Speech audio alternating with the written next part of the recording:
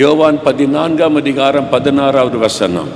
நான் பிதாவை வேண்டிக் கொள்ளுவேன், அப்பொழுது என்றென்றைக்கும் உங்களோட கூட இருக்கும்படி சத்திய ஆவியாகிய வேறொரு தேற்றவலனை அவர் உங்களுக்கு தந்தருளுவார்.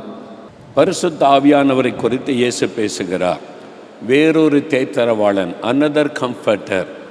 நான் எப்படி உங்கள் கூட இருந்து உங்களை ஆறுதல் படுத்தினேனோ, நான் போன பிறகு இன்னொருவர் வருவார், அவர் பரிசுத்த ஆவியானவர்.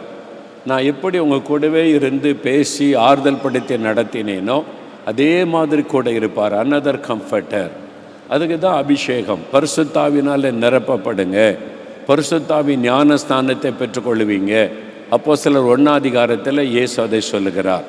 சீசரிடத்தில் சொல்லும்போது, நீங்கள் உலகெல்லாம் போய் சுவிசேஷம் அறிவிக்கணும், ஆனால் உன்னதத்திலிருந்து வரக்கூடிய இந்த அபிஷேகத்தை ஆவியானவரை பெற்றுக்கொள்ளும் வரைக்கும் எருசலேமை விட்டு போகாதிருங்கள், எருசலேமிலே நீங்கள் காத்திருங்க, அந்த அபிஷேகத்தை பெற்றுக்கொள்ளணும், ஆவியானவரை பெற்றுக்கொள்ளணும் என்பதாக சொல்லுவதை நம்ம பார்க்கிறோம்.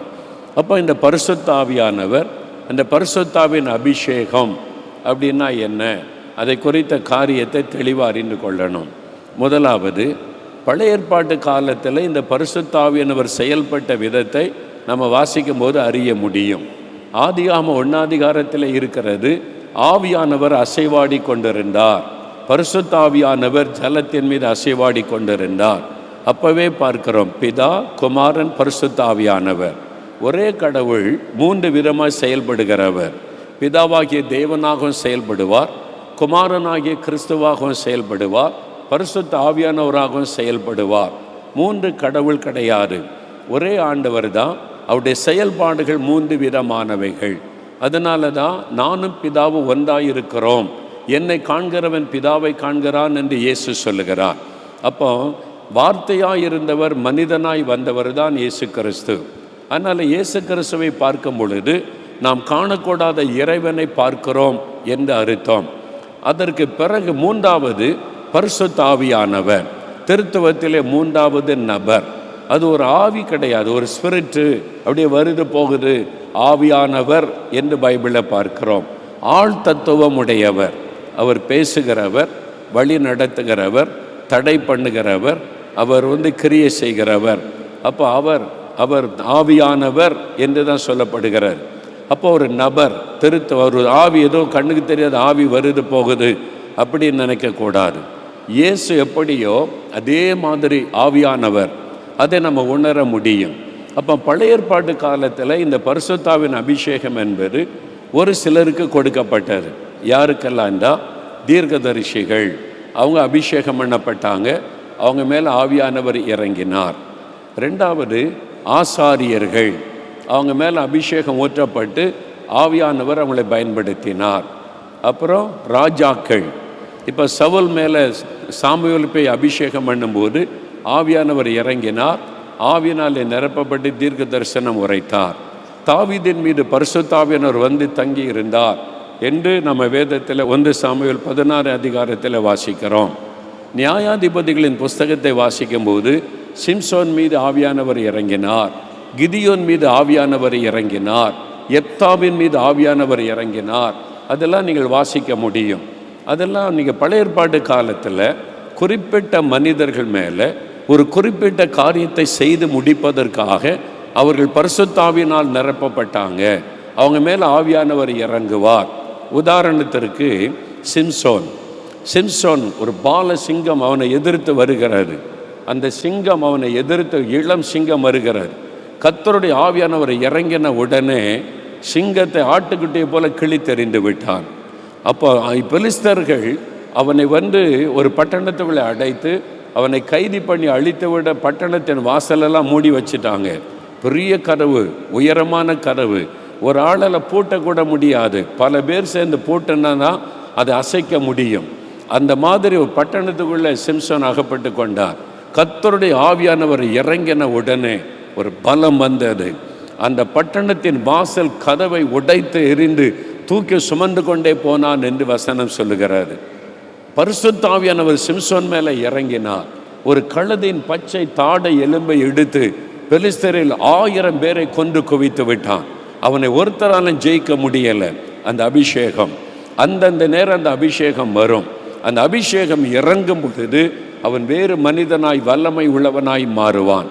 கிதியோனின் மீது ஆவியானவர் இறங்கும் போது உடனே யுத்தத்திற்கு புறப்படுவார்.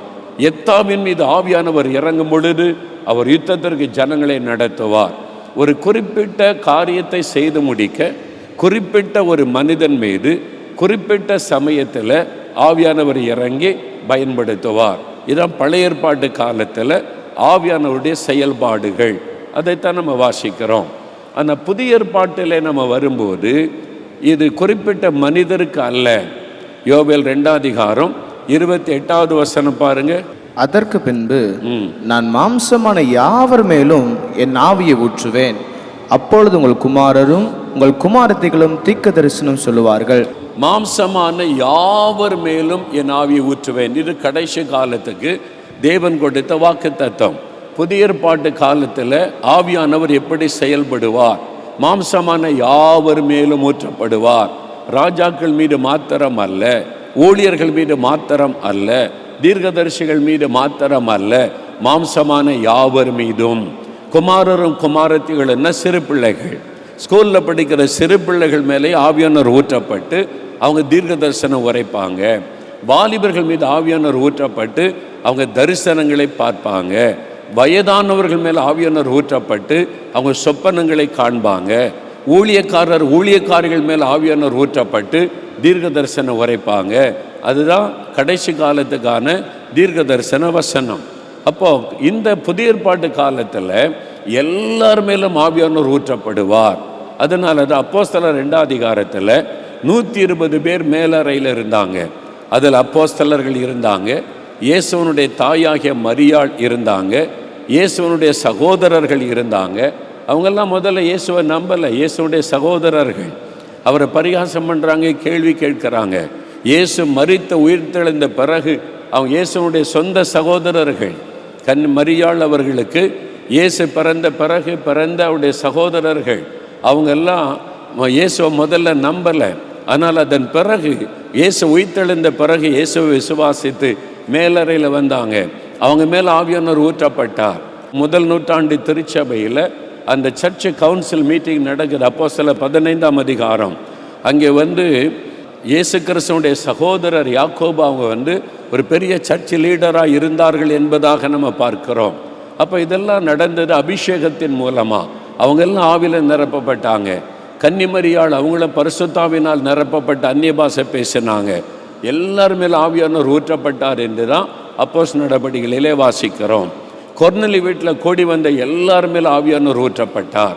அப்போ இந்த புதிய ஏற்பாட்டுக்கால அபிஷேகம் என்பது ஊழியக்காரர்களுக்கு மட்டும் அல்ல. நீங்கள் ஸ்கூலில் படிக்கிற பிள்ளைகளாக இருந்தால் உங்கள் மேலேயும் ஆவியானவர் ஊற்றப்படுவார். உங்களுக்கு இந்த அபிஷேகம். நீங்கள் காலேஜில் படிக்கிற வாலிபர்கள், வேலை செய்கிற வாலிபர்களாக இருந்தால் உங்கள் மேலே இந்த அபிஷேகம் ஊற்றப்படும். நீங்கள் பிஸ்னஸ் பண்ணுகிற பெரியவங்களாக இருந்தால் உங்கள் மேலே இந்த அபிஷேகம் ஊற்றப்படும். நீங்கள் குடும்பஸ்தரியாக வீட்டு சமையலை கவனித்து கொண்டு கணவர் பிள்ளைகளை கவனிக்கிறேன்னா உங்கள் மேலே இந்த அபிஷேகம் ஊற்றப்படும். எல்லாருக்கும் உரியது. அதனால் இந்த கூட்டத்தில் வந்திருக்கிற அத்தனை பேர் மேலே இன்றைக்கு அபிஷேகம் ஊற்றப்பட போகிறாரு. ஆவியானவர் ஊற்றப்பட போகிறார். எல்லாருக்கும் இந்த அபிஷேகம் அது மாத்திரமல்ல. யோவான் 14:16 திரும்ப வாசிங்க. நான் பிதாவை வேண்டிக் கொள்ளுவேன், அப்பொழுது என்றென்றைக்கும் உங்களோட கூட இருக்கும்படிக்கு சத்திய ஆவியாகிய வேறொரு தேற்றவாளனை அவர் உங்களுக்கு தந்தருளுவார். என்றென்றைக்கும் உங்களோடு கூட இருக்கும்படி. பார்த்தீங்களா, பழைய ஏற்பாட்டில் அப்படி இல்லை. அந்த நேரம் ஆவியானவர் வருவார், வேலை முடிஞ்சோடனே போயிடுவார். அந்த நேரம் இறங்கி அவங்களை பயன்படுத்துவார், போயிடுவார். ஆனால் புதிய ஏற்பாட்டு காலத்தில் அப்படி இல்லை. ஆவியானவர் வந்துவிட்டால் என்றென்றைக்கும் உங்களோடு கூட இருப்பார். அவர் உங்களை விட்டு போக மாட்டார். என்றென்றைக்கு உங்களோடு கூட இருப்பார். ஒரு நாளின் 24 மணி நேரம் ஆவியானவர் உங்களோடு கூட இருப்பார். அப்போ எல்லாருக்கும் உள்ளவர் ஆவியானவர், என்றென்றைக்கும் கூட இருக்கிறவர் ஆவியானவர். எதுக்கு இந்த அபிஷேகம்? எதற்கு இந்த ஆவியானவர்? ஏன் அவரை பெற்றுக்கொள்ளணும்? 3 விதமான ஆசீர்வாதம் இருக்குது. நிறைய ஆசீர்வாதம் இருக்குது. ஆவியானவர் கொடுக்குற ஆசீர்வாதம் ஒரே நாளில் எல்லாத்தையும் தியானிக்க முடியாது. இன்றைக்கு ஒரு 3 வசனத்தை தியானித்து ஜெபிக்க போகிறோம். முதலாவது, 2 கொரிந்தியர் 3:17. கர்த்தரே ஆவியானவர், கர்த்தருடைய ஆவி எங்கே உண்டோ அங்கே விடுதலை உண்டு. ஆமென், அல்லேலூயா. கர்த்தரே ஆவியானவர், கர்த்தருடைய ஆவி எங்கேயோ அங்கே விடுதலை உண்டு. இந்த பரிசுத்த ஆவியானவர் யார்? வேதம் சொல்லுகிறது கர்த்தரே ஆவியானவர். தி லார்ட் இஸ் த ஸ்பிரிட். கர்த்தரே ஆவியானவர். அப்போ பரிசுத்த ஆவியானவர் நமக்குள் இறங்கி நம்மை நிரப்பும் போது என்ன அர்த்தம்? கர்த்தரே நமக்குள் வந்து இறங்குகிறார். பரிசுத்த ஆவியானவராக இயேசு நமக்குள் வந்து ஆட்கொள்ளுகிறார். அதுதான் அதனுடைய அர்த்தம். கர்த்தரே ஆவியானவர். அந்த கர்த்தருடைய ஆவியானவர் தான் நமக்குள் வருகிறார், நம்மை வந்து நிரப்புகிறார். அவர் வந்து நிரப்பும் போது என்ன நடக்கிறது? ஆவியானவர் எங்கோ அங்கே விடுதலை உண்டு. Where the spirit of the Lord is, there is liberty. விடுதலை. ஆவியானவர் வந்து நம்மை நிரப்பும் போது விடுதலை நமக்கு உண்டாகும். அப்போ ஆவியானவர் வரும்போது முதலாவது நடக்கிற விஷயம் விடுதலை. என்ன விடுதலை? முதல்ல ஆத்மாவில் விடுதலை, சரீரத்தில் விடுதலை, நம்முடைய ஆவியிலே விடுதலை. இதை நீங்கள் தெளிவாக அறிந்து கொண்டா இன்றைக்கி நிறைய பேர் விடுதலை அடைய போகிறீங்க. நிறைய பேருடைய சரீரத்தில் இருக்கிற கட்டுகள் அறுக்கப்பட போகிறாரு. நிறைய பேருடைய ஆவியிலே போராடி கொண்டிருக்கிற பிசாசின் கிரியைகள் அழிக்கப்பட போகிறாரு. விடுதலை முதல்ல அதை அறிந்து கொள்ளணும். பரிசுத்த ஆவியானவர் வரும் பொழுது ஒரு விடுதலை தருகிறார். அதாவது நம்ம ரட்சிக்கப்படும் போது பாவங்கள் மன்னிக்கப்படுகிறது. ஆண்டவர் ரட்சிப்பின் சந்தோஷத்தை தந்து விட்டார். ஆனால் இனி நம்ம பாவம் நிறைந்த உலகத்தில் இருக்கிறதுனால சில போராட்டம் வருகிறது. பாவத்தை மேற்கொள்ள முடியாமல் சில சமயம் தடுமாறுகிறோம். நமக்கு உதவி தேவை. அதெல்லாம் பரிசுத்த ஆவியானவர் தான் செய்கிறார். வெளிப்படையான சில காரியம் உடனே மாறிடும். சிகரெட் பிடிச்சா அதை நிறுத்திடுவாங்க, மதுபானம் குடித்தா உடனே மாறிடும். அது மாதிரி சில பாவங்கள் டக்குன்னு மாறி இப்போ புது இருதயம் வந்துடும். சில ஜென்ம சுபாவம் உள்ளுக்குள்ள இருக்கல, பிறக்கும் போதே உண்டான ஜென்ம சுபாவம், சில பெருமை, கோபம், எரிச்சல், அது வந்து வேறாக உள்ளுக்குள்ளே இருக்குது. அது அழிக்கப்படணும். அது ரட்சிக்கப்பட்ட பிறகு அப்பப்போ துளிர் விடும். அந்த ஜென்ம சுபாவம் துளிர் விடும். அதனால தான் நமக்கு தடுமாற்றம். நான் ரட்சிக்கப்பட்டேன், ஆனால் ஏன் எனக்கு இப்படி கோபம் வருது? நான் ரட்சிக்கப்பட்டேன், நான் இதை செய்யக்கூடாதுன்னு நினைக்கிறேன், ஆனால் இச்சித்துறேன். நான் இந்த தவறை செய்யக்கூடாதுன்னு நினைக்கிறேன், செஞ்சிட்றேன். எனக்குள்ள அந்த பாவத்தின் வேறு இருக்குதே அப்படின்ற எண்ணம். இந்த பாவத்தின் வேரை சுட்டரிக்கிறதா ஆவியானவர். அக்னியாக இறங்கி வருகிறார். அல்லேலூயா.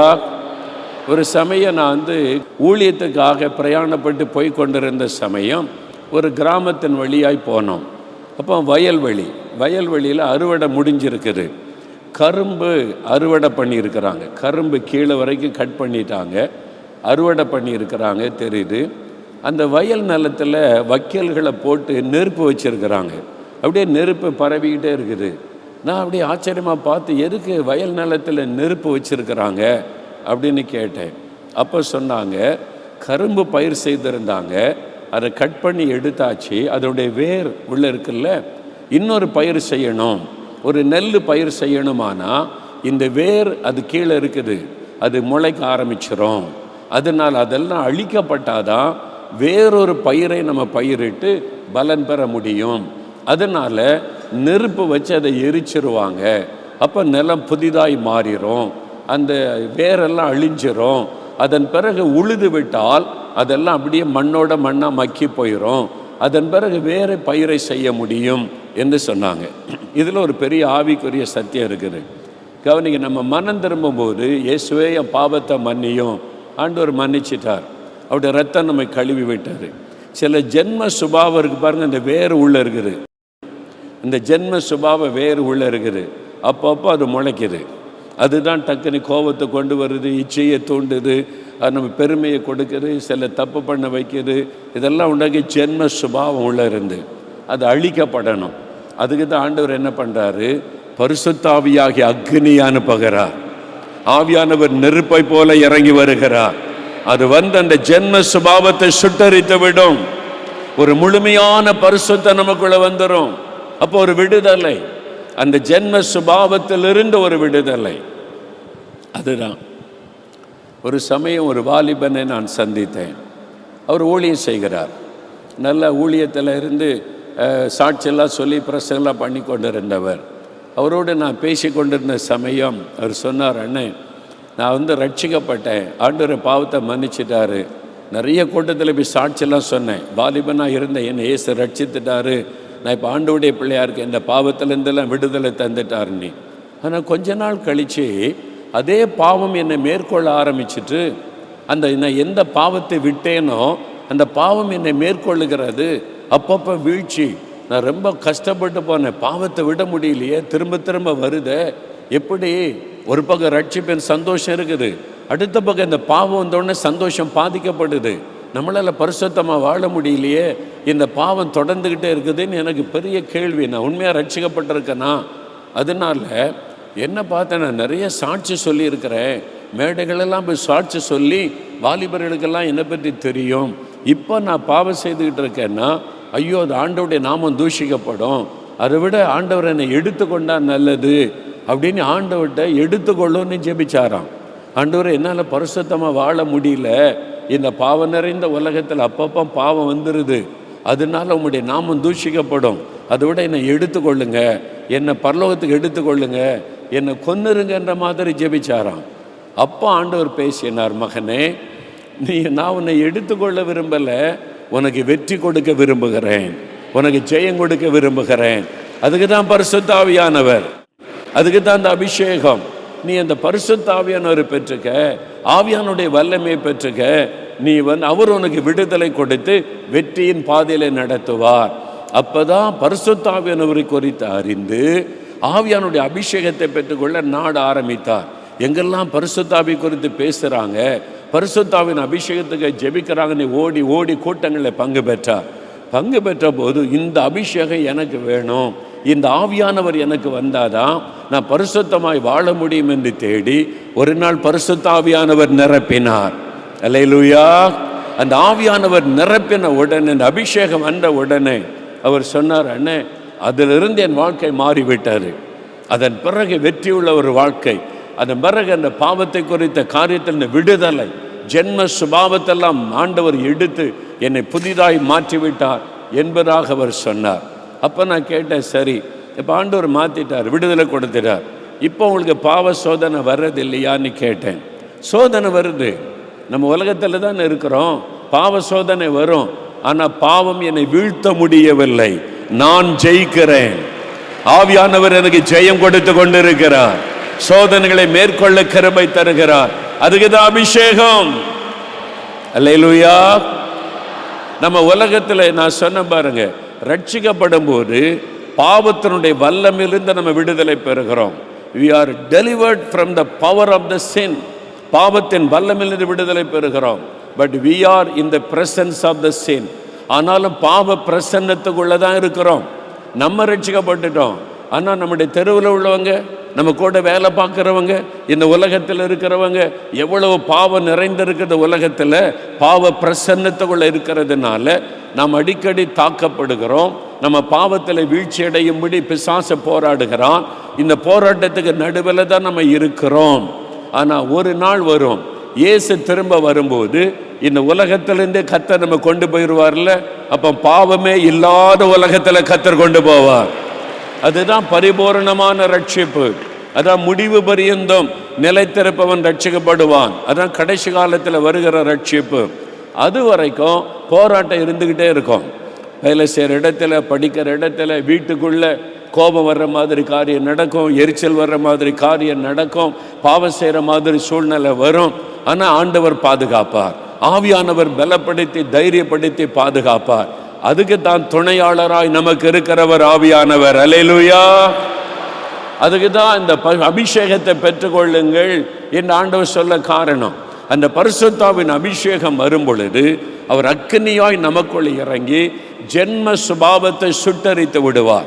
அந்த ஜென்ம சுபாவம் அழிக்கப்பட்டு விடும். அதன் பிறகுதான் ஆவிக்குரிய கனி உண்டாகும். ஜென்ம சுபாவம் அழிக்கப்படாதபடி ஆவிக்குரிய கனி உண்டாக முடியாது. ஒரு புதிய ஒரு கனி உண்டாகணுமானா பழையது அழிக்கப்பட வேண்டும். பழைய பயிர்கள் சுட்டரிக்கப்பட்டு வேரெல்லாம் அழிக்கப்பட்டாதான் அடுத்த பயிர் விதைக்கப்பட்டு அது பலன் கொடுக்க முடியும். அப்போ இந்த மாம்சத்தின் கிரியைகள் அழிக்கப்பட்டாதான் ஆவியின் கனி நமக்குள்ளே உண்டாக முடியும். அதுக்கு தான் பரிசுத்த ஆவியானவர், அதுக்கு தான் இந்த அபிஷேகம். அதனால தான் இந்த அபிஷேகத்தை பெற்றுக்கொள்ளுங்கள் என்று சொல்லுவது.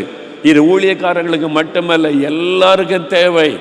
அதனால தான் மாம்சமான யாவர் மேலும் என் ஆவியை ஊற்றுவேன் என்று ஆண்டவர் சொல்லுகிறார். அப்போ அபிஷேகம் பெற்று பாவமே செய்ய முடியாதா? அப்படி கிடையாது. அபிஷேகம் பெற்றிருந்த தாவீது விழுந்து போக வாய்ப்பு இருந்தது. அபிஷேகம் பெற்றிருந்த சிம்சோன் விழுந்து போக வாய்ப்பு இருந்தது. அதனால தான் எபேசியரில் ஆவியானவர் சொல்லுகிறார், எப்பொழுதும் பரிசுத்த ஆவியினாலே நிறைந்திருங்கள். Be filled with the Holy Spirit always. எப்பொழுதும். நம்ம கூட்டத்தில் வரும்பொழுது மாத்திரம் அல்ல, தினமும் அதிகாலையில் எழும்பி பரிசுத்த ஆவிக்குள்ளே நிரம்பி ஜெபிக்கணும். ஆவியானவருக்கு இடம் கொடுக்கணும். வேத வசனத்தை தியானித்து அனுதினமும் நம்ம அபிஷேகத்தை பெற்றுக்கொள்ளணும். அனுதினமும் ஆவியில் நிரம்பி ஜெபிக்கணும். அனுதினமும் ஆவியானவர் நம்மை நிரப்ப இடம் கொடுக்கணும். தினந்தோறும் ஆவியில் நிரம்பி அந்நிய பாஷையில் ஜெபிக்க ஜெபிக்க ஜெபிக்க உங்களுடைய பரிசுத்த விருத்தி அடையும், பக்தி விருத்தி அடையும், ஆண்டவருடைய ஐக்கியம் பெருகும். அதுக்கு தான் வேத வாசிப்பு, தியானம், ஜெபம். அனுதினமும் வேதத்தை தியானித்து ஜெபிக்க ஜெபிக்க ஆவியானுடைய பாதுகாப்பு உங்களுக்கு உண்டாயிருக்கும். அதனால தினமும் பரிசுத்த ஆவிக்குள்ளே நிரம்பி ஜெபிக்கணும். அதனால இந்த அபிஷேகம் வரும்போது நம்முடைய ஆத்மாவில் விடுதலை, ஜென்ம சுபாவத்திலிருந்து விடுதலை. இன்னொரு விடுதலை கிடைக்கும். நல்லா கவனிங்க, இன்னொரு விடுதலை. என்ன விடுதலைன்னு சொன்னால்,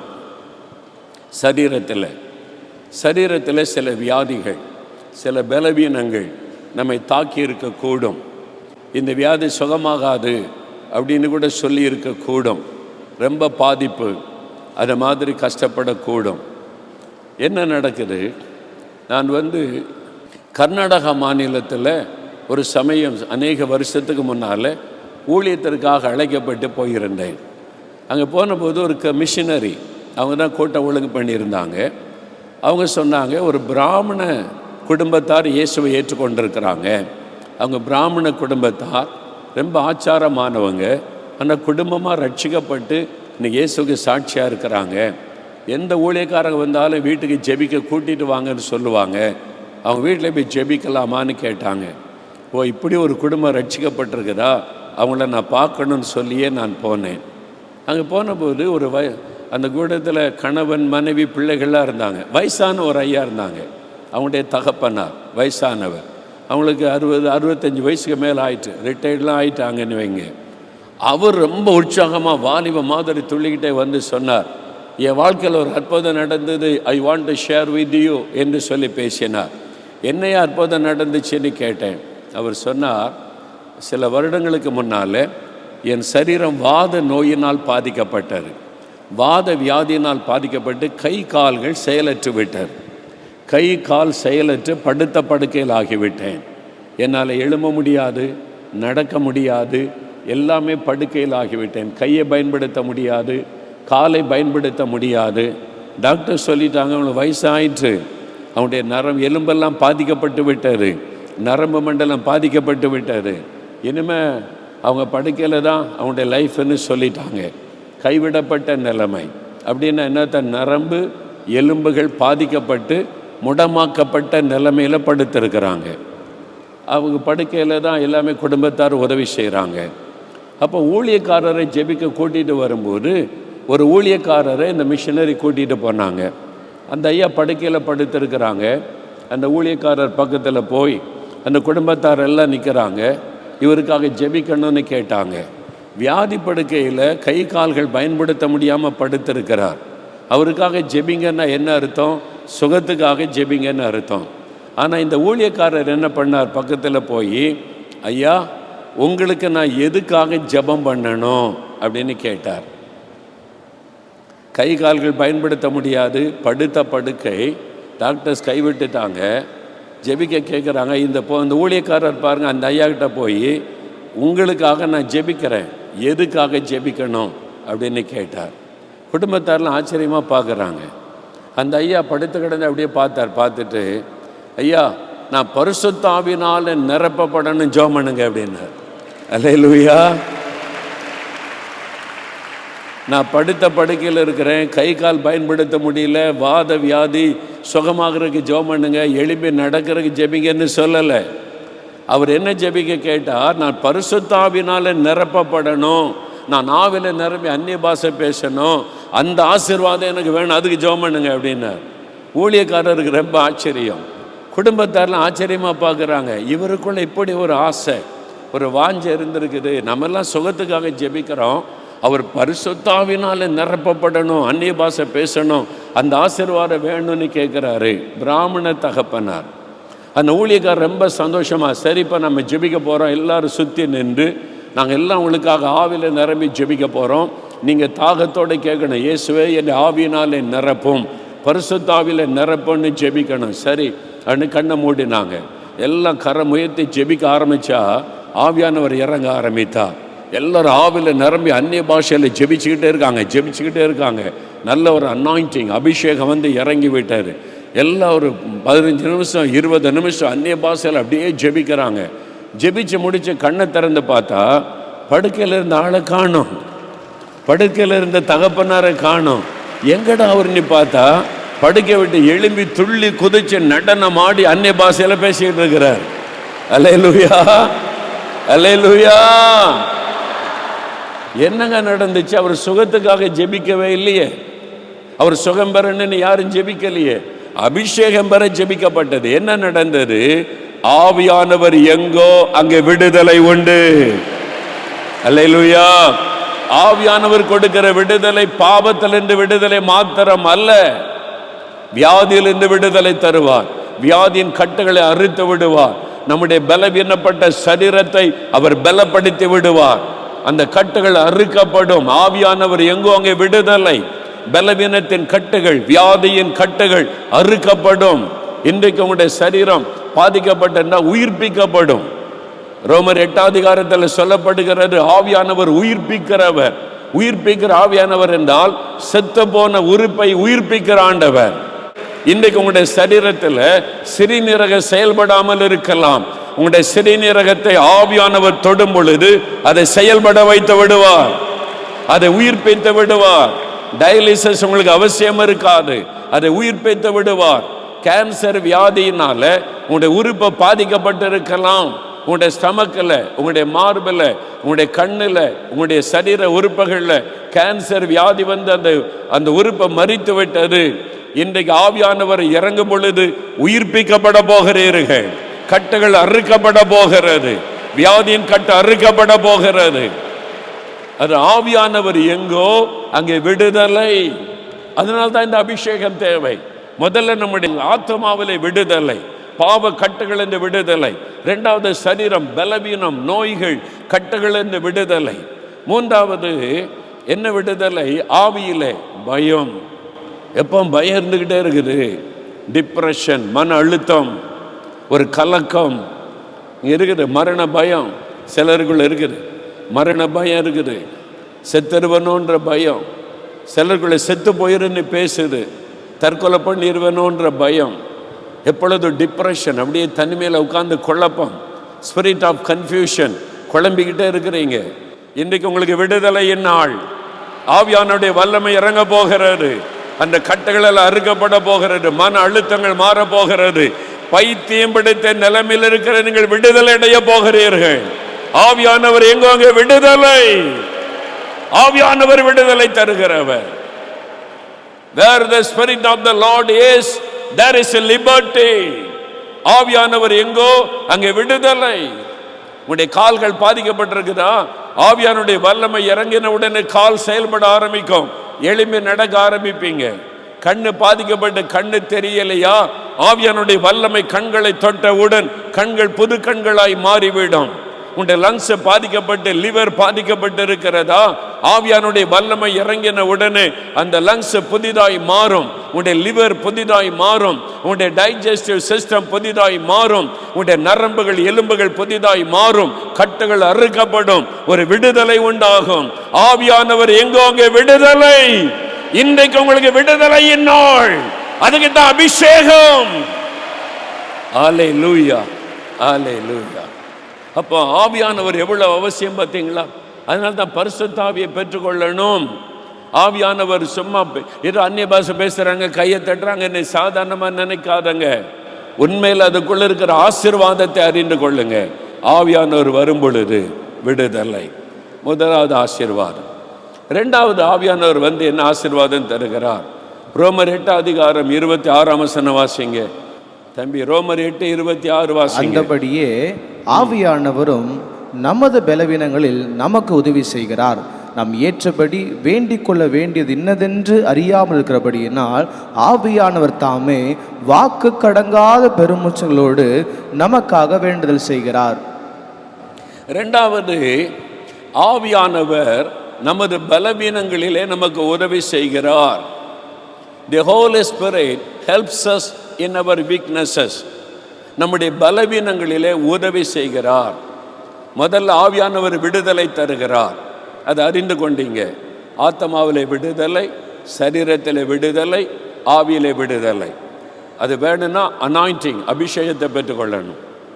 ரெண்டாவது, உதவி செய்கிறார். எல்லாரும் சொல்லுங்க, ஆவியானவர் உதவி செய்கிறார். ஆவியானவர் உதவி செய்கிறார். என்ன உதவி செய்வாரா?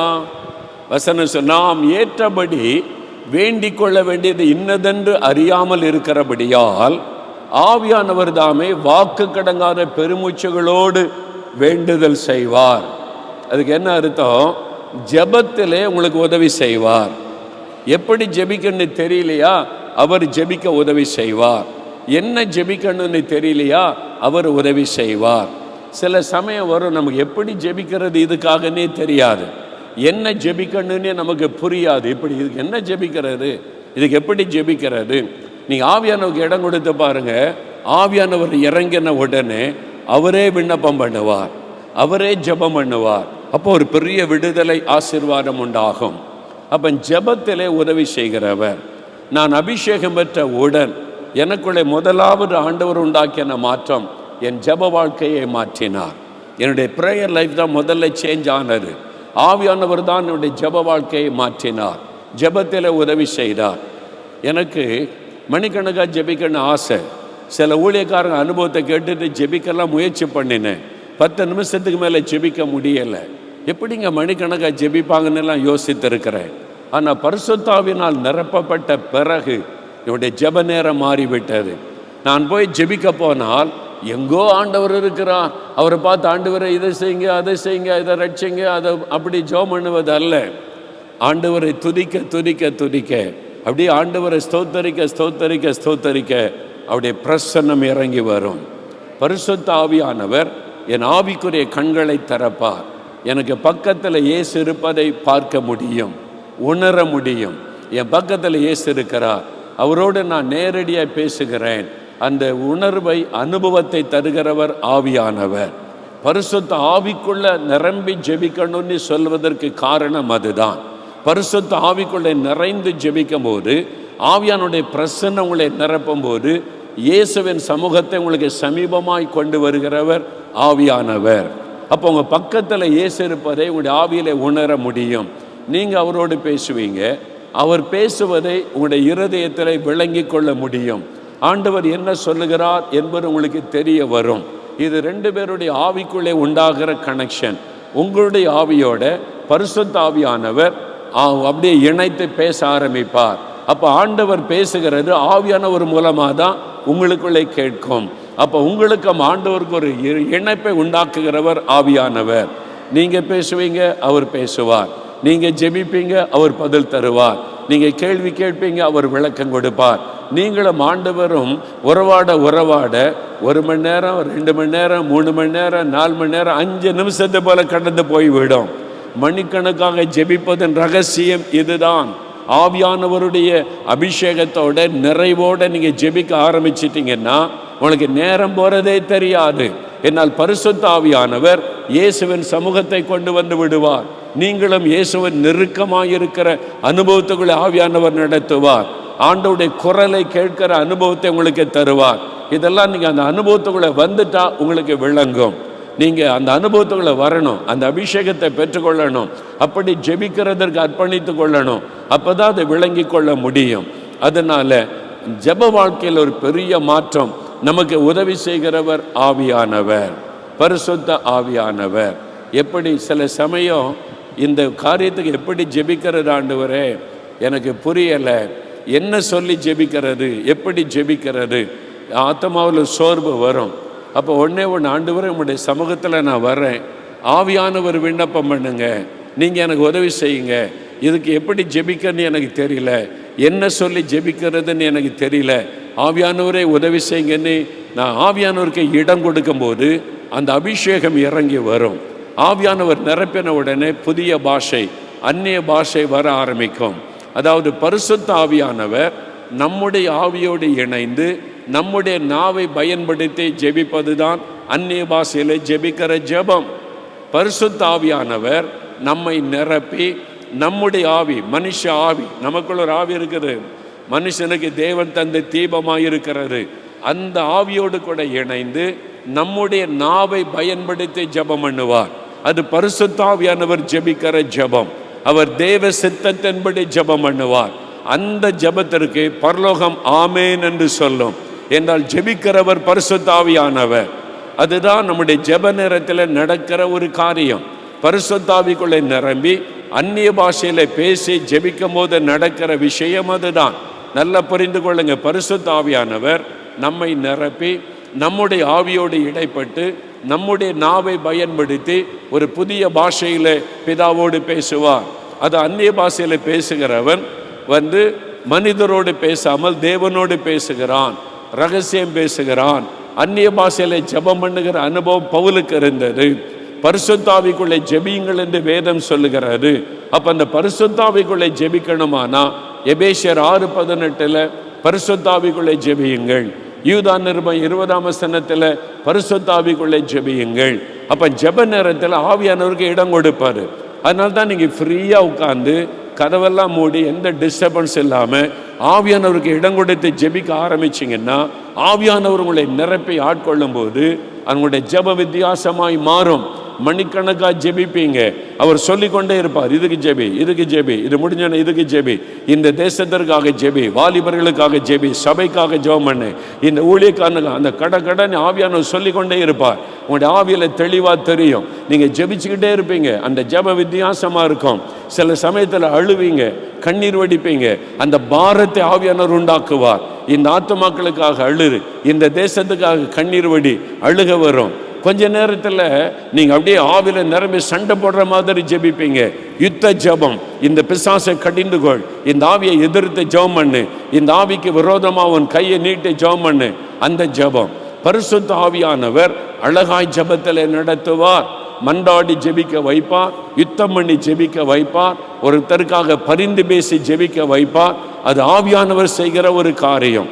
ஜெபத்தில் ஆவியானுடைய உதவி நமக்கு தேவை. அப்போ பரிசுத்த ஆவிக்குள்ளே நிரம்பி ஜெபிக்க பழகிட்டீங்கன்னா உங்களுடைய ஜெப வாழ்க்கை வித்தியாசமாய் மாறிவிடும். இந்த அனுபவத்தை நமக்கு கொடுக்க இந்த அபிஷேகம் நமக்கு அவசியம். அதுக்கு தான் பரிசுத்த ஆவியானவர். இயேசு சொல்லுகிறார், பரிசுத்த ஆவியை பெற்றுக்கொள்ளுங்க. சும்மா கை தட்டிட்டு அந்நிய பாஷை பேசிட்டு போவதல்ல அபிஷேகம் என்பது. அது பரிசுத்த ஆவியினால் நிரப்பப்பட்டு ஆண்டவரோடு ஒன்றித்து வாழ்க்கிற வாழ்க்கைக்கு நம்மை நடத்துகிறவர் ஆவியானவர். அப்போ முதலாவது விடுதலை தருகிறார், இரண்டாவது உதவி செய்கிறார். ஜெபத்திலே உதவி செய்கிறார். திடீர்னு நடுராத்தில் ஆவியானவர் எழுப்புவார், எழும்பு மகளே ஜெபம் பண்ணு, எழும்பு தம்பி மகனை எழும்பி ஜெபம் பண்ணுன்னு சொல்லுவார். ஆண்டவர் உங்களை எழுப்பி ஜெபிக்க வைக்கிற அனுபவத்தை தருவார். எதுக்கு ஜெபிக்கன்னு உங்களுக்கு தெரியாது. நீங்கள் முழங்கால் படியிட்ட உடனே ஆண்டவரே நான் எதுக்கு ஜெபிக்கணும் கேட்டால் அப்போ ஆவியானவர் இடைப்படுவார். உங்களுடைய ஆவியில் இடைப்பட்டு இதுக்கு ஜெபம் பண்ணு, அதுக்கு ஜெபம் பண்ணு, ஆண்டவர் தெளிவாய் பேசுவார். இந்த மாதிரி அனுபவம் எல்லாம் பரிசுத்த ஆவிக்குள்ளே நிறைந்திருந்தால் தான் உங்களுக்கு கிடைக்கும். ஆவியினால் அபிஷேகம் பண்ணப்பட்டவங்க தான் இந்த அனுபவத்தெல்லாம் நீங்கள் பார்க்க முடியும். அப்போ ஆவியானவர் ஜெபிக்க நடத்துவார். சில சமயம் ரொம்ப டயர்டாயிரும், ஊழியெல்லாம் முடிச்சுட்டு ரொம்ப களைப்பாக இருக்கும். ராத்திரி 11 மணிக்கு போய் ஒரு ஜெபம் பண்ணிட்டு தூங்கிடலான்னு தூங்குறதற்கு கடைசியாக ஒரு ஸ்தோத்திர ஜெபம் பண்ண ஜெபிக்க ஆரம்பித்தா அபிஷேகம் ஆவியானவர் இறங்குனா இதுக்கு ஜெபி, அதுக்கு ஜெபம் போய்கிட்டே இருக்கும். சில சமயம் அதிகாலை 4 மணி வரைக்கும் ஜெபம் போகும். டயர்டாக தூங்க போனோம், இவ்வளோ நேரம் ஜெபம் பண்ணி இருக்கிறோம். அது ஆவியானவர் ஜெபிக்கிற ஜெபம். பரிசுத்த ஆவியானவர் நமக்குள்ளே நிரப்பி நம்மளை ஜெபிக்க வைக்கிற காரியம். சோர்வெல்லாம் போயிடும், டயர்டெல்லாம் போயிடும், ஒரு பொது பலன் வரும். அது ஆவியானவர் செய்கிறார். அதனால தான் பரிசுத்த ஆவியானவருக்கு ஜெபத்தில் முதல் இடம் கொடுங்க. பரிசுத்த ஆவிக்குள்ளே நிரம்பி ஜெபிக்க அர்ப்பணித்து கொள்ளுங்க. ஏதோ நீங்கள் போய் ஜெப குறிப்பெல்லாம் வைத்து அப்படியே ஜெபிக்கிறது மாத்திரம் இல்லை. அது ஜெப குறிப்பை வைத்து ஜெபிங்க, தப்பு கிடையாது. அதெல்லாம் சொல்லி சொல்லி ஜெபிச்சுட்டு காத்துருங்க. ஆவியானவரே என்னை நிரப்பி நான் எதுக்கு ஜெபிக்கணும் கைட் பண்ணுங்க, எனக்கு ஆலோசனை கொடுங்க, என்னை நடத்துங்கன்னா ஆவியானவர் ஆட்கொண்டு ஜெபத்தில் அழகாய் நடத்துவார். அப்போ பரிசுத்த ஆவியானவர் அந்த அபிஷேகம் என்பது நமக்கு உதவி செய்கிறவர், ஜெபத்தில் நமக்கு உதவி செய்கிறவர், ஏற்றபடி ஜெபிப்பதற்கு நம்மை வழி நடத்துகிறவர் பரிசுத்த ஆவியானவர். அதற்கு இந்த அபிஷேகம் தேவை. அல்லேலூயா. சரி, மூன்றாவது கடைசியாக இந்த அபிஷேகம் எதுக்கு தேவை? இந்த ஆவியானவர் வந்து என்ன செய்வார்? அப்போஸ்தலர் நடபடிகள் 1ஆம் அதிகாரம் 8வது வசனம். பரிசுத்த ஆவி உங்களிடத்தில் வரும்போது ஆமென், நீங்கள் பலனடைந்து எருசலேமிலும் யூதேயா முழுவதிலும் சமாரியாவிலும் பூமியின் கடைசி பரியந்தமும் எனக்கு சாட்சிகளாய் இருப்பீர்கள் என்றார். பரிசுத்த ஆவியானவர் உங்களிடத்தில் வரும்போது நீங்கள் பலனடைவீர்கள். நீங்கள் பலனடைவீர்கள். நான் ரொம்ப பலவீனங்க, பாவத்தில் அப்பப்போ விழுந்துடுறேன், நான் ரொம்ப பலவீனம், நான் பயந்த சுபாவங்க, பிசாசு வந்து பயமுறுத்த நான் பயந்துடுறேன், பலவீனம். ஒரு ஆவியானவர் வரும்போது பலனடைவீர்களாம். ஆங்கிலத்தில் சொல்லப்பட்டிருக்கிறது, when the Holy Spirit will come upon you, you shall receive power. நீங்கள் வல்லமையை பெற்றுக்கொள்ளுவீங்க. ஆவியானவர் வரும்பொழுது நீங்கள் வல்லமையை பெற்றுக்கொள்ளுவீங்க. ஆவியானவர் வரும்போது நீங்கள் வல்லமை உள்ளவர்களாக மாறுவீங்க. வல்லமை, பவர், வல்லமை. எல்லாரும் சொல்லுங்க, வல்லமை, வல்லமை. அதான் ஆவியானவர் நம்மை வல்லமை உள்ளவர்களாய் மாற்றுகிறார். ஏன்? நம்முடைய ஆண்டவர் வல்லமை உள்ளவர், அவர் சர்வ வல்லமை உள்ளவர். சாத்தானை ஜெயிப்பதற்கு ஒரு வல்லமை நமக்கு அவசியம். சோதனைகளை மேற்கொள்வதற்கு ஒரு வல்லமை அவசியம். பிரச்சனைகளை மேற்கொள்வதற்கு வல்லமை அவசியம். இந்த உலகத்தில் நமக்கு விரோதமாய் போராடுகிற மாமிசம், உலகம், பிசாசு, அதை மேற்கொள்வதற்கு ஒரு வல்லமை நமக்கு அவசியம். தி ஸ்பிரிச்சுவல் பவர், ஆவிக்குரிய வல்லமை. சாப்பிட்டு சாப்பிட்டு சரீர வல்லமை அல்ல, அது ஆவிக்குரிய வல்லமை, ஸ்பிரிச்சுவல் பவர் நமக்கு அவசியம். நம்முடைய எதிராளியாகிய சாத்தானை ஜெயிக்கணும், சோதனைகளை மேற்கொள்ளணும், பிரச்சனைகளை மேற்கொள்ளணும், எதுவும் அசைக்காதபடி நாம் மேற்கொள்ள வேண்டுமானால் நமக்கு ஒரு வல்லமை தேவை. அந்த வல்லமை தருகிறவர் ஆவியானவர். அல்லேலூயா. பரிசுத்த ஆவியானவர் நமக்குள்ளே வரும்போது வல்லமை தருகிறார். நீங்கள் வல்லமை உள்ளவர்களாய் இருக்க வேண்டும் என்று விரும்புகிறார். ரட்சிக்கப்பட்ட ஆவியினால் நிரப்பப்பட்ட தேவ பிள்ளைகள் அழுது கொண்டிருக்க கூடாது. இவங்க திட்டுறாங்க, அவங்க ஏசுறாங்க, அவங்க எனக்கு விரோதமாக பேசுறாங்க, ஒரே போராட்டமா இருக்குது, ஒரே பிரச்சனையா இருக்குது, ஏண்டா எனக்கு இப்படி நடக்குது, இப்படி சொல்றவங்க சரியான விசுவாசிகள் அல்ல.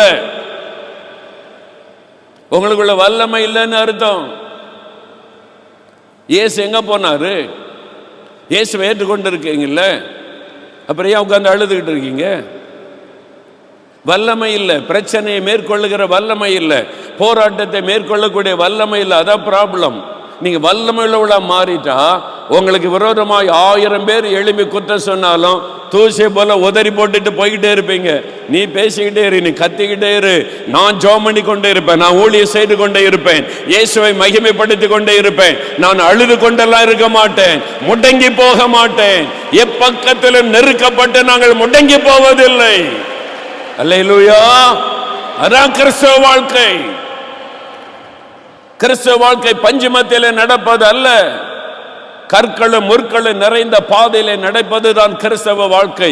போராட்டம் உண்டு, உபத்திரவம் உண்டு, நெருக்கம் உண்டு, பொய் குற்றச்சாட்டுகள் வரும், அவமானங்கள் உண்டு, உபத்திரவம் உண்டு. அதுக்கு மத்தியில் கம்பீரமாய் மகிழ்ச்சியோடு நடப்பதுதான் கிறிஸ்தவ வாழ்க்கை. அல்லேலூயா. சாத்தானே உன்னால என்ன செய்ய முடியும்? திட்டி திட்டி பேச முடியும், பேசு. பரிகாசம் பண்ணி பேச முடியும், பேசு. இயேசுவை நீ பரிகாசம் பண்ண, என்ன நடந்துச்சு? ஆண்டவர் என்ன முடங்கியா போயிட்டாரு? ஒன்று அசைக்க முடியாது. நீ என்ன பேசினாலும் என்ன செய்தாலும் எத்தனை விதமான குற்றச்சாட்டுகளை சொன்னாலும் உன்னை ஜெயித்த இயேசு என்னோடு இருக்கிறார். உன் தலையை மிதித்த இயேசு எனக்குள்ள இருக்கிறார். உன்னை காலின்களை நசிக்கிற இயேசு என்னோடு இருக்கிறார். நான் சோர்ந்தெல்லாம் போய் படுக்க மாட்டேன். பிசாசே, ஜெபத்தெல்லாம் விட மாட்டேன்.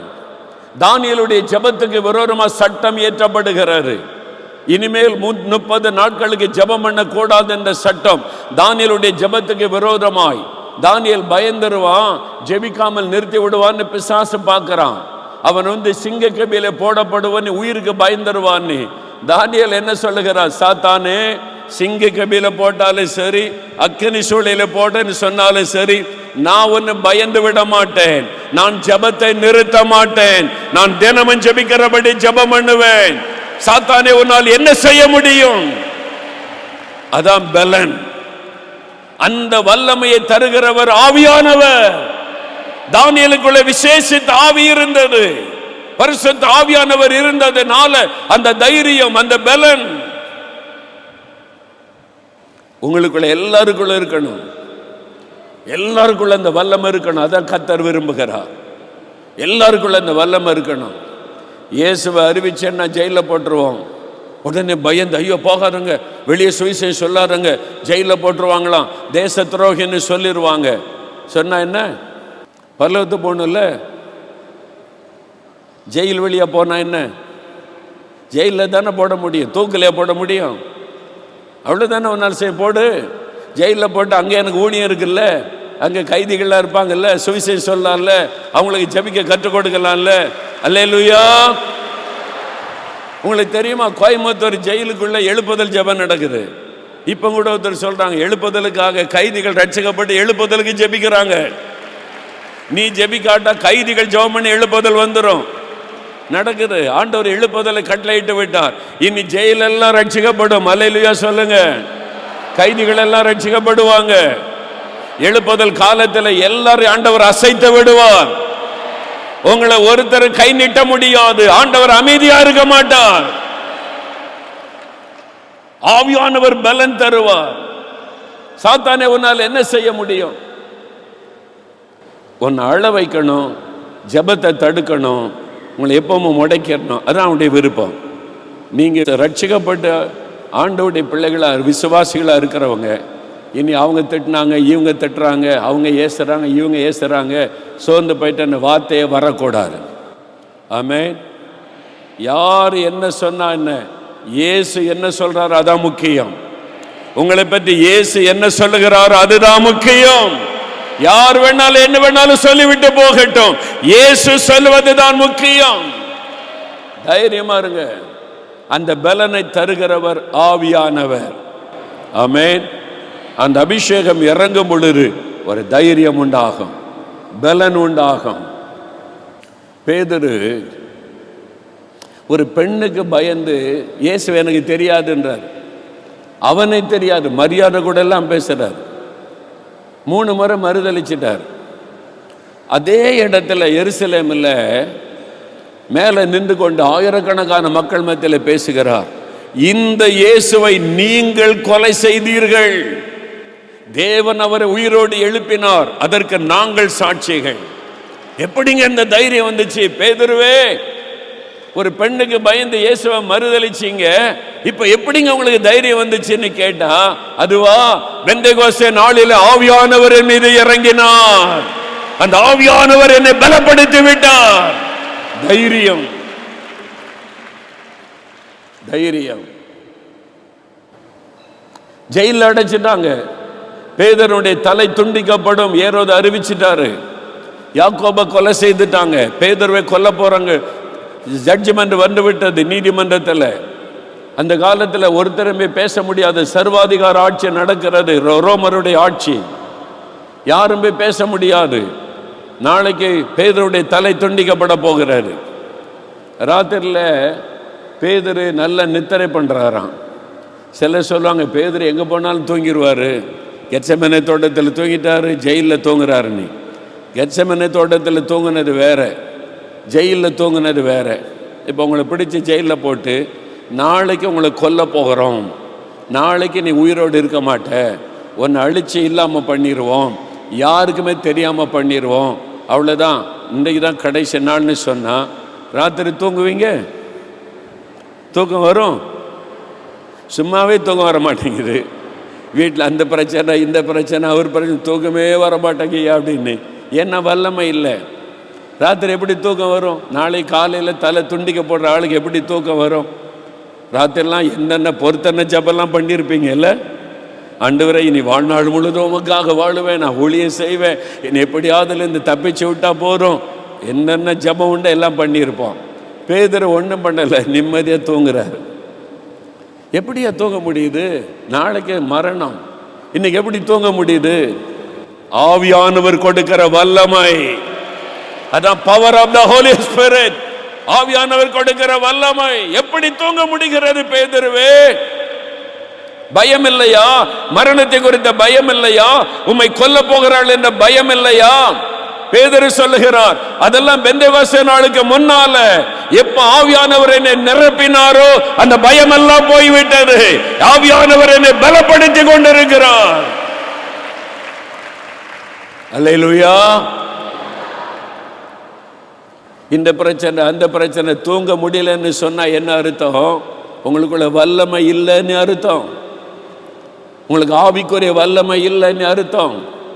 வல்லமை உள்ளவர்களா மாறணும். அதுக்கு அந்த வல்லமையை தருகிறவர் தான் ஆவியானவர், அபிஷேகம். அல்லேலூயா.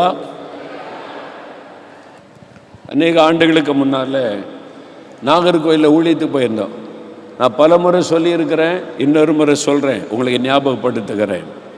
நாகர்கோயிலில் பெரிய மீட்டிங், பப்ளிக் மீட்டிங், 4 நாள் கூட்டம். 2 நாள் கூட்டம் முடிந்து விட்டது. 3ஆவது நாள் கூட்டம் முடிஞ்சிட்டு, கூட்டம் முடிஞ்சு சாப்பிட்டுட்டு படுக்க போகிறதுக்கு ராத்திரி 11:30 மணி ஆகிவிட்டது. நான் என் மனைவியும் ஒரு வீட்டில் தங்க வைக்கப்பட்டிருந்தோம். நல்ல கர்த்தருடைய பிள்ளைகள், ரொம்ப களைப்பு, சரீரமெல்லாம் களைப்பு. களைப்பில் படுத்த உடனே தூங்கிட்டேன். நான் படுத்த உடனே டக்குன்னு தூங்கிட்டேன். ஒரு 1/2 மணி நேரம் கழிச்சிருக்கோம், கிட்டத்தட்ட நடுஇரவு நேரம். திடீரென்று என் ஆவியில் விழிப்பு வந்தார். என் ஆவியில் விழிப்பு வந்த உடனே கண்ணு மூடி இருக்குது, ஆனால் எனக்கு விழிப்பு வந்துட்டு. அப்போ என் ஆவிக்குரிய கண்கள் திறக்கப்பட்டார். நான் பார்க்குறேன், படுக்க பக்கத்தில் ஒரு ஆவி வந்து நிற்கிது. ஒரு பெண் ஆவி, தலைவிரி கோலத்தோடு வந்து நிற்கிது, பயப்படுத்துகிற ரூபத்தோடு வந்து நிற்கிது. அதை பார்த்த உடனே எனக்கு தெரிஞ்சிட்டு, ஒரு ஆவி வந்திருக்குது, பிசாசின் ஆவி நடுராத்தில் நம்மளை தாக்க வந்திருக்குது எனக்கு தெரிஞ்சிட்டு. நான் உடனே டக்குன்னு எழும்பி முழங்கால் போட்டு அப்படியெல்லாம் ஜெபமே பண்ணல. பிசாசுக்கு மரியாதைலாம் கிடையாது. உனக்கு என்ன மரியாதை? நான் படுத்து கிடந்து கண்ணை மூடிக்கிட்டு அந்த ஆவியை பார்த்து சொல்கிறேன், யூ டெவில், பொல்லாத பிசாசே, I am anointed by the Holy Spirit. நான் ஆவியினால் அபிஷேகம் பெற்றவன். You cannot touch me. நீ என்னை தொட முடியாது. அதை அறிந்து கொள். கர்த்தர் என்னை அபிஷேகம் பண்ணி இருக்கிறார். நான் கர்த்தரால் அபிஷேகம் பண்ணப்பட்டவன். You cannot touch me, you devil. அது சொல்லுது. தெரியும், பிசாசுக்கு கூட தெரியும். நீங்க அபிஷேகம் பெற்றிருக்கீங்களா, அபிஷேகம் பெறலையா, நீங்க உண்மையான கிறிஸ்தவனா, ஏமாத்துற கிறிஸ்தவனா, நீங்க ஜெபிக்கிற கிறிஸ்தவளா, ஜெபிக்காதபடி ஏமாத்துற கிறிஸ்தவனா, எல்லாம் பிசாசுக்கு தெரியும். நான் கர்த்தரால் அபிஷேகம் பண்ணப்பட்டிருக்கிறேன், நீ என்னை தொட முடியாது. அது தெரியும் தலையாட்டுது. தெரிஞ்சாங்க நிற்கிற இயேசு கிறிஸ்துவின் நாமத்தினால எங்கேருந்து ஏவி விட்டானே அங்கே ஓடிப்போ அப்படின்னு சொன்னோடனே தலை தெறிக்க ஓடி போயிட்டு. அவ்வளோதான், திரும்பியே பார்க்கல. அவ்வளோதான் அவன் மந்திரவாதத்துக்கு வல்லமை. அவன் ராத்திரிலாம் உட்காந்து அந்த சொல்லி மந்திரம் போடுறான் பாருங்க. அந்த மந்திரத்தின் வல்லமை அவ்வளவுதான். உங்களுக்குள்ள இருக்கிற ஆவியானவர் வல்லமை உள்ளவர். நீங்க அப்படி வல்லமை உள்ளவளா மாறணும். கர்த்தர் அதை விரும்புகிறார். என் பிள்ளைங்க வல்லமை உள்ளவளா இருக்கணும். நீ ஏன் பயந்து கொண்டு இருக்கணும்? யாரோ மந்திரவாதம் பண்ணிட்டாங்க, யார் மந்திரவாதம் பண்றவன் தான் பயப்படணும். உங்களுக்கு விரோதமாக மந்திரவாதம் பண்ணா அவன் பயப்படணும். அவன் கை முடங்கி போகும், அவனுடைய நாவு கட்டப்பட்டு விடும், அவனால செயல்படாமல் ஆகிவிடும். உங்களுக்குள் இருக்கிற வல்லமை அவ்வளவு பெரிது. அல்லேலூயா.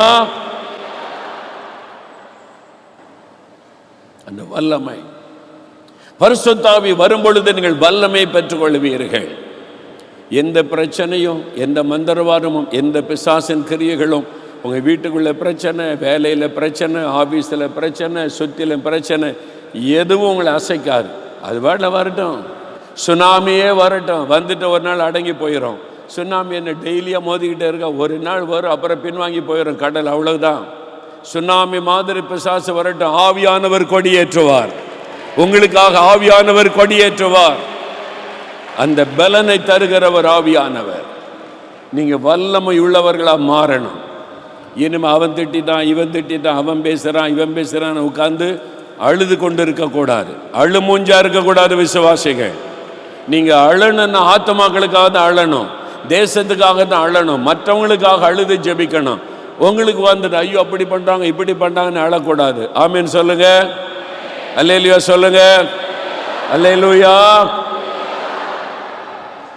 அப்போ பரிசுத்த ஆவியின் அபிஷேகம் எதுக்கு? அவர் வரும்போது விடுதலை தருகிறார்.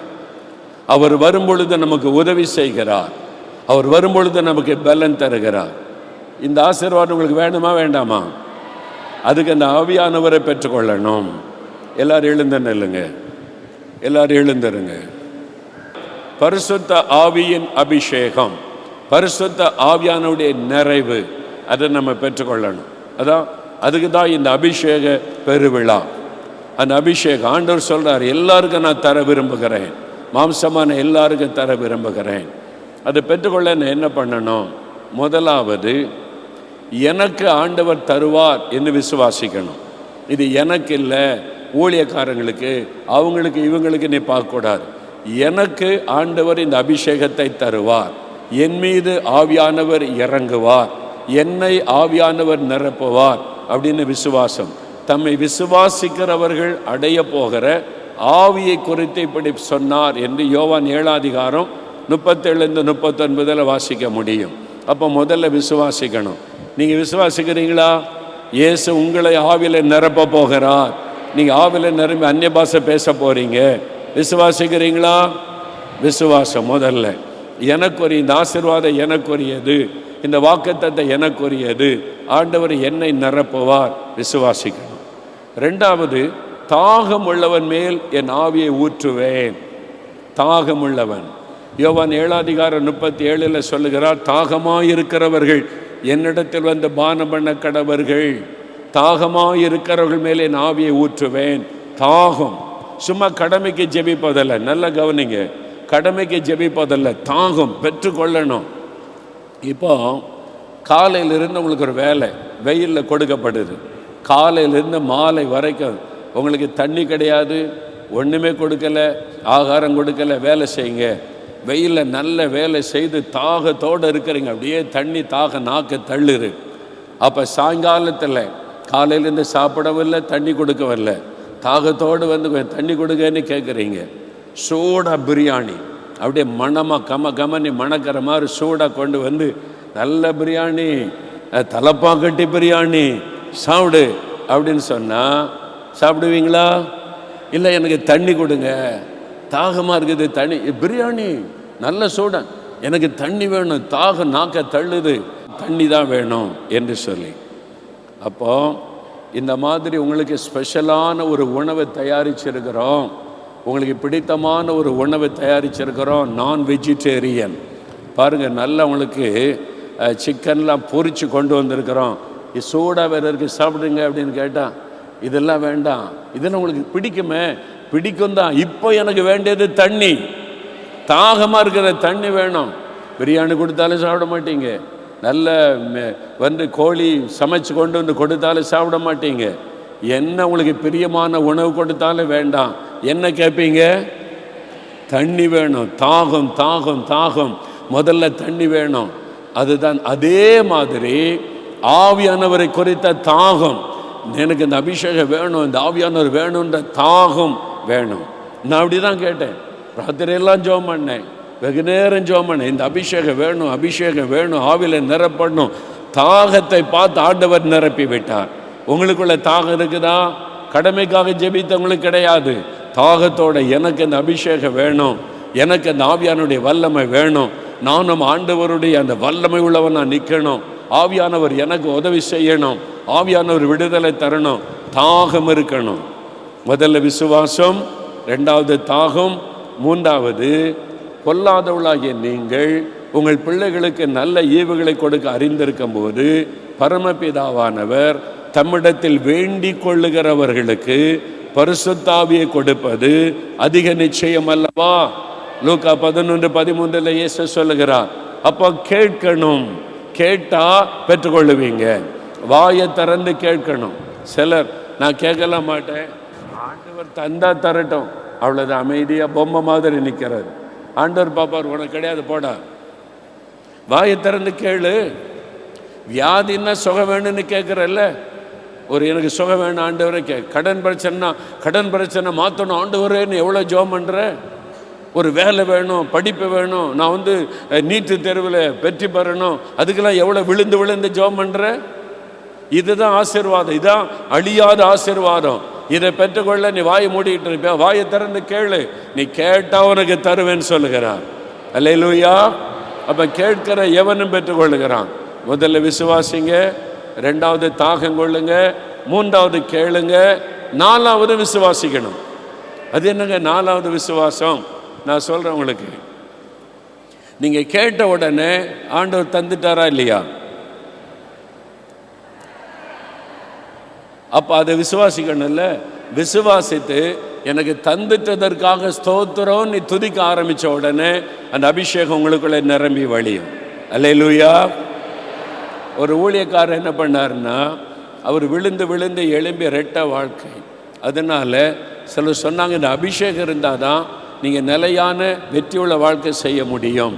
அதனால் ஒரு நாள் முழுவதும் உபவாசம் பண்ணி ஜெபிக்க காலையிலேருந்து அரை வீட்டுக்குள்ளே போயிட்டார். முழங்கால் படிட்டு ஜெபிக்கிறார். காலையிலிருந்து அபிஷேகத்துக்காக ஜெபிக்கிறார். ஜெபித்து கொண்டே இருக்க சாயங்காலம் ஆகிவிட்டார். அவர் சொன்னார், ஆண்டவரே நான் காலையிலேருந்து ஜெபிக்கிறேன், ஏன் இந்த அபிஷேகத்தை எனக்கு தரக்கூடாது, என் ஆவினால் நிரப்பக்கூடாதான்னு கேட்டார். இப்போ ஆண்டவர் பேச ஆரம்பித்தார். ஆண்டவர் சொன்னார், மகனே உன்னை 100க்கு 100 எனக்கு தந்துட்டியா? 100க்கு 100 உன்னை எனக்கு ஒப்பு கொடுத்துட்டியா? உன் ஆவி ஆத்மா சரீரம் முழுவதும் எனக்கு தந்துட்டியா? அவர் சொன்னார், நான் தந்துட்டேன் ஆண்டவரே, என்னை பலிபீடத்தில் வச்சுட்டேன், இனி எனக்குன்னு ஒன்றும் கிடையாது, இனி நான் அல்ல, எல்லாத்தையும் உமக்கு ஒப்பு கொடுத்துட்டேன், ஆவி ஆத்மா சரீரத்தை உமக்கு ஒப்பு கொடுத்துட்டேன், அப்படி தானே நான் ஜெபிக்கிறேன்.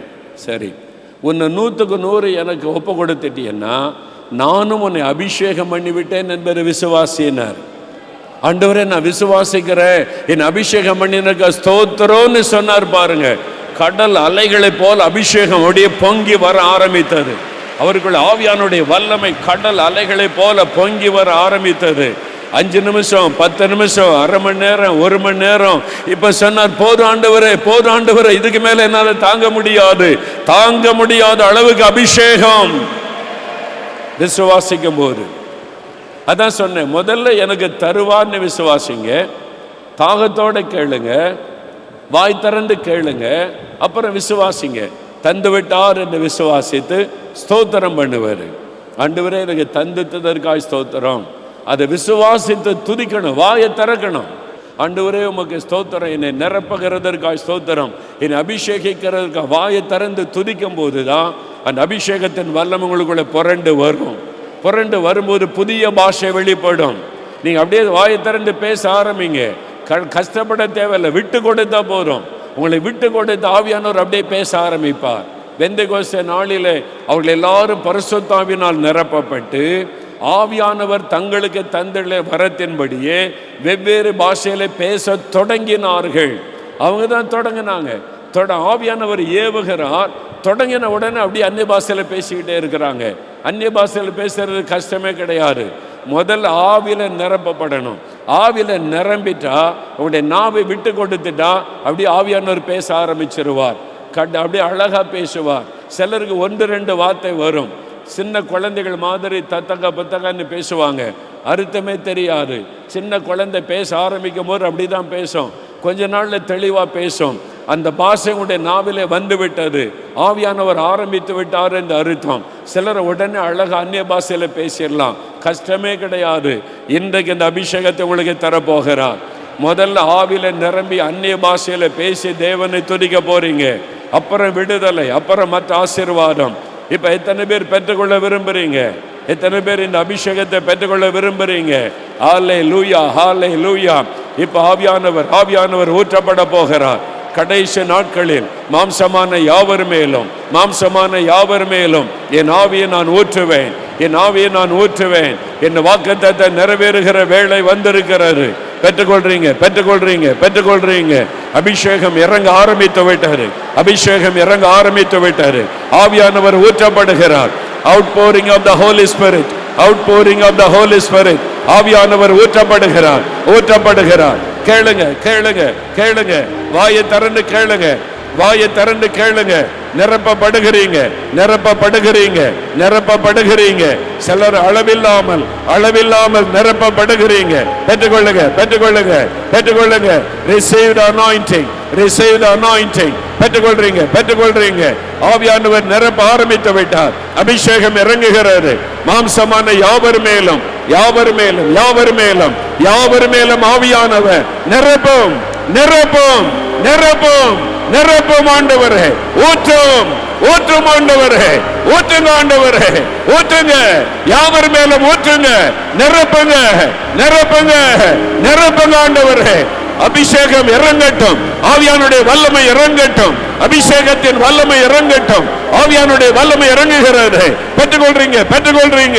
அபிஷேகத்தின் வல்லமை இறங்குகிறது. ஆவியானவர் நிரப்புகிறார். பெற்றுக்கொள்றீங்க. விடாதுங்க. வாயை திறந்து கேள் மகளே, மகனை வாயை திறந்து கேள். பெற்றுக்கொள்றீங்க. ஹல்லேலூயா. நிரப்புங்க ஆண்டவரே. பின்னால் இருக்கிறவர்கள் உங்க மேலே ஆவியானவர் இறங்குகிறார். பின்னாலே ஆவியானவர் ஊற்றப்படுகிறார். அபிஷேகம் இறங்குகிறார். anointing everybody Lord. நிரப்புங்க. ஒவ்வொருவரையும்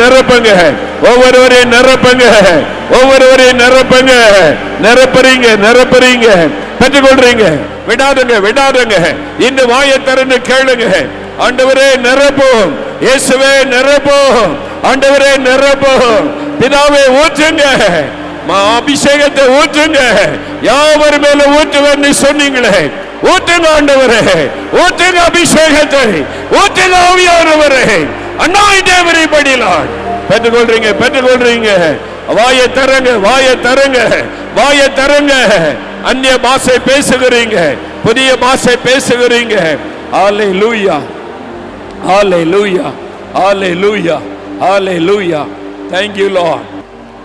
அப்படியே வலதுகரம் உயர்த்துங்க. ஆவில நிரம்பி அந்நிய பாஷையில பேச ஆரம்பிங்க. அந்நிய பாஷையில பேசுங்க. அமைதியா பேசுங்க. அப்படியே அந்நிய பாஷையில பேச வாயை தரங்க. துதிக்க ஆரம்பிங்க. துதியின் சத்தம் அந்நிய பாஷையாய் மாறுகிறது. துதிக்க புதிய நாவு, புதிய பாஷை வெளிப்படுகிறது. பேச ஆரம்பிங்க. பேசுறீங்க. அது அந்நிய பாஷை, புரியாத பாஷை. ஆவியானவர் நிரப்பிக் கொண்டிருக்கிறார். அநேகரை நிரப்பிக் கொண்டிருக்கிறார். Thank you Jesus. ஆமென். ஆவியானவர் எங்கோ அங்கே விடுதலை உண்டு. ஆவியானவர் எங்கோ அங்கே விடுதலை. சரீரத்தில் வியாதி, கேன்சர், ஆஸ்துமா, ஆர்த்தரைட்டிஸ், கால் நடக்க முடியலை, இந்த வியாதி என்னை முடக்கி விட்டது. வாத வியாதி, கை கால்கள் முடக்கப்பட்டு விட்டது. இந்த நோய் சுகமாக்க முடியாதுன்னு சொல்லிட்டாங்க. எலும்பு பாதிப்பு, நரம்பு பாதிப்பு, அது மாதிரி ஸ்பைனல் கார்டில் வலி, கர்ப்பப்பையில் பிரச்சனை, இது மாதிரி தீராத வியாதி, கிட்னி ஸ்டோன், கிட்னியில் பாதிப்பு, டயாலிசிஸ் பண்ணுகிற நிலைமை. சருக்கு கிட்னி மரித்து விட்டார். ஆண்டவர் அதை உயிர்ப்பிக்க போகிறார். ஆவியானவர் உயிர்ப்பிக்கிற ஆவியானவர். மரித்த போன சிறுநீரகத்தை உயிர்ப்பித்து செயல்பட வைப்பார். மரித்த போன கர்ப்பப்பையை உயிர்ப்பித்து செயல்பட வைப்பார். மரித்த போன நரம்புகள், எலும்புகளை தொட்டு உயிர்ப்பிப்பார். இப்போ கட்டுகள் அறுக்கப்பட போகிறது. ஆவியானவர் மூலமாய் விடுதலை. சிலரை பலவீனப்படுத்துகிற ஆவிகள் கட்டி வைத்திருக்கிறது. வியாதியினாலே கட்டு, பயத்தினாலே கட்டு, சிலருக்கு டிப்ரெஷன், அப்படியே மனக்குழப்பம், தற்கொலை பண்ணி செத்தருன்னு எண்ணம், இந்த மாதிரி போராட்டம், டிப்ரெஷன், மன அழுத்தம், சரீரத்தில் இப்படி பாதிப்பு, கட்டுகள். இப்போ ஆவியானவருடைய அக்னி இறங்கும்போது அந்த கட்டுகளெல்லாம் உடைபட போகிறாரு. இன்றைக்கி நிறைய பேர் விடுதலை அடைய போகிறீங்க. இந்த ஜெப நேரத்தில் ஆவியானவர் தொட்ட உடனே உங்கள் சரீரத்தில் மாற்றம் உண்டாகும். குருட்டு கண்கள் திறக்கப்படும், செவிட்டு ஆவிகள் வெளியேறி காது திறக்கப்படும், நரம்புகளை தாக்கியிருக்கிற ஆவி வெளியேறும், நரம்பு மண்டலம் சுகமாகும், எலும்புகளில் சுகமுண்டாகி நடக்க ஆரம்பிப்பீங்க, முடக்கப்பட்ட கால்கள் நேராக மாறும், ஒரு சரீரத்தில் இந்த கட்டிகள் மறைந்து விடும். கேன்சர் கட்டிகள், டிபி கட்டிகள், தைராய்டு கட்டிகள், இந்த அக்கினி இறங்கும் போதே விடுதலை உண்டாகும். இப்போ விடுதலையின் ஆவியானவர் இறங்க போகிறார். விடுதலை கொடுக்கிற ஆவியானுடைய வல்லமை இறங்க போகிறாரு. இப்போ வலது கரம் உயர்த்தி கொள்ளுங்க, ஒரு கரத்தை உயர்த்தி கொள்ளுங்க, அடுத்த கரத்தை வியாதி உள்ள இடத்துல வைத்து கொள்ளுங்க. எங்கே உங்களுக்கு பிரச்சனை, எங்கே உங்களுக்கு விடுதலை வேணும், எங்கே சுகம் வேணும், அங்கே கை வைங்க. வியாதிப்பட்டவங்களை அழைச்சிட்டு வந்திருந்தா பக்கத்தில் உள்ளவங்க அவங்க மேலே கை வைங்க. ஆவியானுடைய வல்லமை இறங்கட்டும், அபிஷேகத்தின் வல்லமை இறங்கட்டும், விடுதலை அளிக்கிற ஆவியானுடைய வல்லமை இறங்கட்டும். 5 நிமிடம் ஜெபிக்க போகிறோம். எல்லாரும் கண்களை மூடுங்க, கண்களை மூடுங்க, ஆண்டவரை நோக்கி பாருங்க. விடுதலை அளிக்கிற ஆவியானவர், விடுதலை கொடுக்கிற ஆவியானவர், ஆவியானவர் எங்கோ விடுதலை உண்டு. விடுதலை அளிக்கிற ஆவியானவர் என் சரீரத்தை தொடட்டும், என் ஆவியை தொடட்டும், என் எலும்புகளை தொடட்டும், என் நரம்புகளை தொடட்டும், என் சிறுநீரகத்தை தொடட்டும். வல்லமை இறங்க ஆரம்பிக்கிறது, ஆவியானுடைய வல்லமை இறங்க ஆரம்பிக்கிறது. அக்னிமயமாக ஆண்டவருடைய வல்லமை இறங்க ஆரம்பிக்கிறது. சிலருடைய தலை முதல் கால் வரை அக்னி பாய்ந்து செல்லுகிறது. ஃபயர், ஃபயர், அது அக்னி, அது விடுதலை அளிக்கிற அக்னி, விடுதலை கொடுக்கிற ஆவியானவர். சிலருடைய கண்களில் அக்னி இறங்குகிறது, கண் பார்வை தெளிவடைகிறது, குருட்டு கண்கள் திறக்கப்படுகிறது, கண்களில் அக்னி இறங்குகிறது. சிலருடைய காதுக்குள்ள அக்னி இறங்குகிறது, செவிட்டு காதுகள் திறக்கப்படுகிறது, செவிட்டு ஆவிகள் வெளியேறுகிறது. சிலருடைய நரம்புகளுக்குள்ள அக்னி, நரம்புகளுக்குள்ள அக்னி, நரம்பு மண்டலம் சுகம் அடைகிறது, நரம்பு மண்டலம் சுகம் அடைகிறது. சிலருடைய எலும்புக்குள்ள அக்னி, எலும்புக்குள்ள அக்னி, எலும்புகளில் சுகம் வருகிறது, வலிகள் மறைகிறது, வலிகள் மறைகிறது, கட்டுகள் அறுக்கப்படுகிறது, நடக்க முடியாத கால்கள் பலன் கொள்ளுகிறது. எழும்பி நட, எழும்பி நட, ஆண்டவரை துதித்து கொண்டே நடங்க, நடங்க, நடங்க. கட்டுகள் அறுக்கப்படுகிறது, கால்கள் இருக்கிற கட்டுகள் அறுக்கப்படுகிறது, கால்கள் இருக்கிற வாத வியாதியின் கட்டுகள் அறுக்கப்படுகிறது.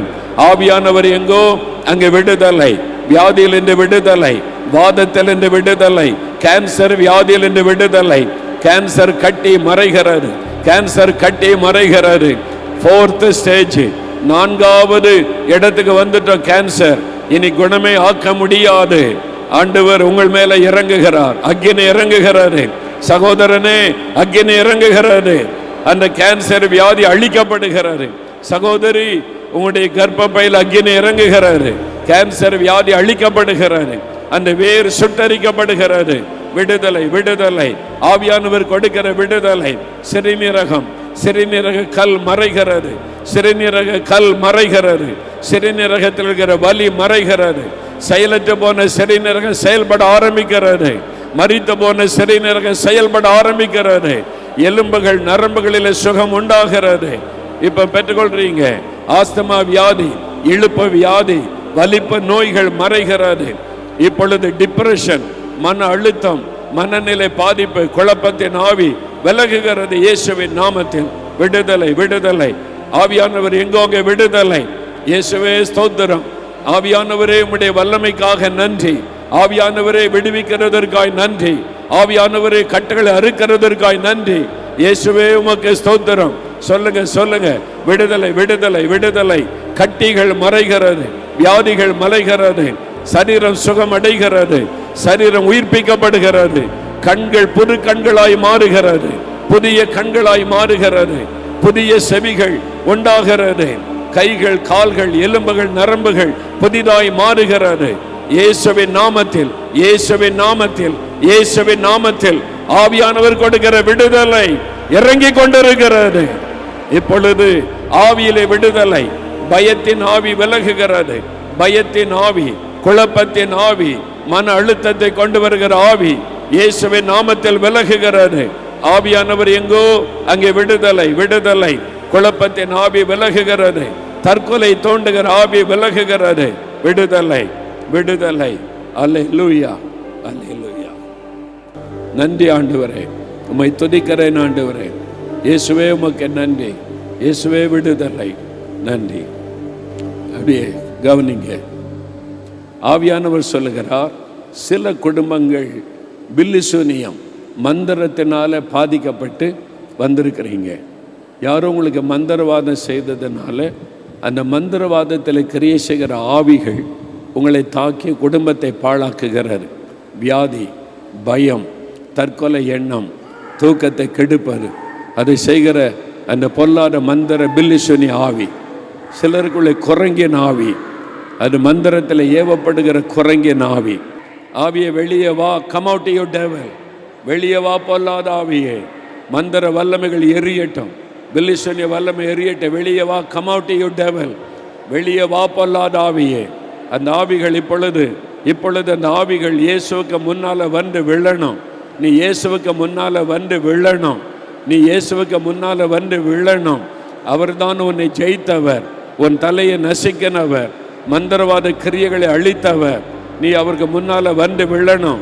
மறைந்திருக்கிற ஆவியே, ஒளிந்திருக்கிற ஆவியே, குடும்பங்களை பாழாக்குகிற பொல்லாத குரங்கின் ஆவியே, சர்ப்பத்தின் ஆவியே, வெளியே வாய் பொழுதே, வெளியே வாய் பொழுதே. மறைந்திருக்க முடியாது, நீ மறைந்திருக்க முடியாது. இங்க இயேசு வந்திருக்கிறார். ஆவியானுடைய வல்லமை வெளிப்படுகிறது. வெளியே வா பொல்லாத ஆவியே, கம் அவுட் யூ டெவில். வெளியே வா பொல்லாத மந்திர பில்லிசூனி ஆவியே, வெளியே வா இப்பொழுதே. இந்த குடும்பங்கள் இயேசுவுக்கு சொந்தம். இங்க உள்ளவங்க எல்லாம் இயேசுவுக்கு சொந்தம். இவங்களை டிஸ்டர்ப் பண்ண உனக்கு அதிகாரம் இல்லை. எல்லா மந்திரவாத கிரியைகள் எரியட்டும்.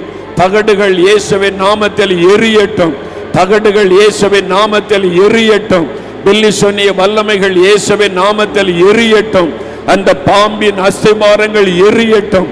சர்ப்பத்தின் கிரியைகள் எரியட்டும். குரங்கு ஆவியனுடைய எல்லா மந்திரவாத கிரியைகள் எரியட்டும்.